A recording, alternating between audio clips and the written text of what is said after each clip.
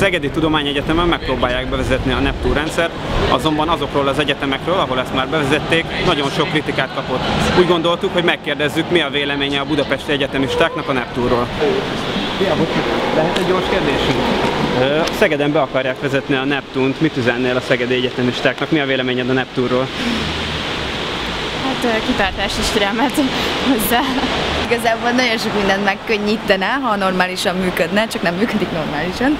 Alapvetően jó, de vannak elég nagy hibái szerintem. Például amikor tárgyfelvétel van, vagy vizsgafelvétel, akkor nagyon összeomlik, és mindig nagyon sokat kell várakozni. Végül is jó dolog az, hogy van egy ilyen online rendszer, és nem kell azt csinálni, mint mondjuk régen, hogy ugye sorba állni az aláírásokért, meg ilyenekért. Szerintem azt lehet tudni, hogy minden hallgatónak elege van Neptunból, abból a szempontból, hogy hát a vizsgaidőszaknál, meg a tárgyfelvételnél a jelentkezés borzasztó.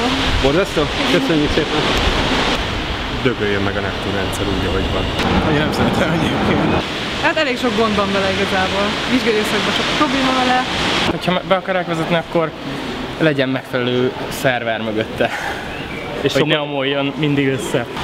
Bejelentkezik az ember, nem tudom én, tök időben, még a vizsgafelvétel előtt, és akkor egyszer csak így meghal, általában pont akkor, amikor elindulna a vizsgafelvétel.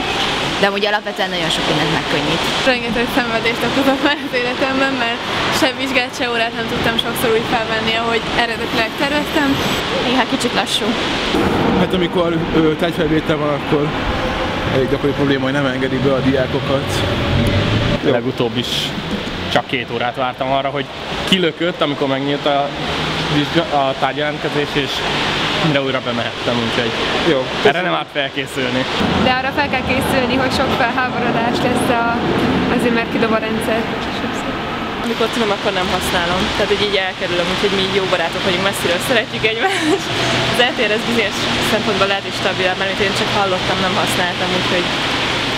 Jártam Szegedre egyetemre, szóval tudom, hogy az milyen az LTR, és tudom, hogy itt milyen a Neptun, és ne tegyétek. Szóval don't do it! Don't do it!